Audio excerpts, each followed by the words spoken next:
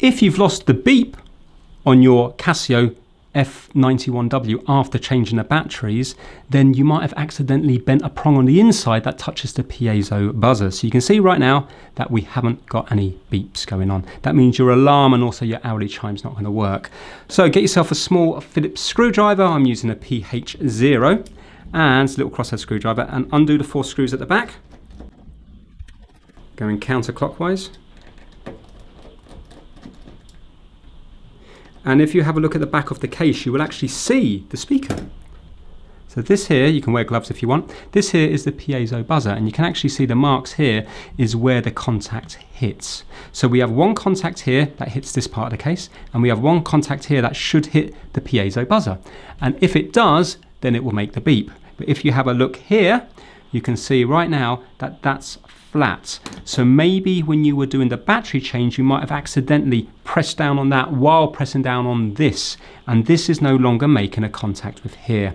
So all you need to do is lift it up. You might be unfortunate and you might have broken it off completely. You might find this flapping around in here somewhere, in which case it will need to be resoldered onto this big lump here.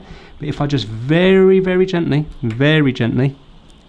just get some tweezers and lift it up like that, that should now be making a contact with this here. So even if I just use pressure from my fingers, you can now see that the sound is back. Like so.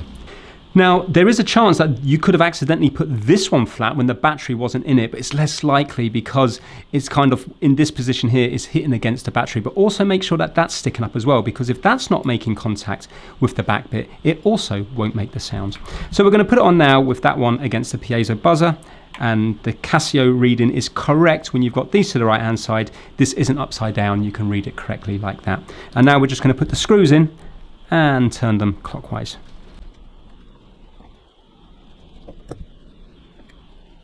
With the screws, if you go slightly to the left, so counterclockwise to begin with, so they can fall into the same thread that they were in before.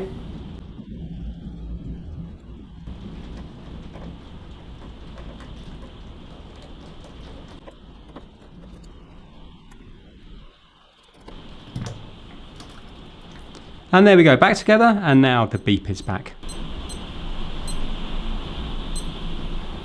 Thanks for watching.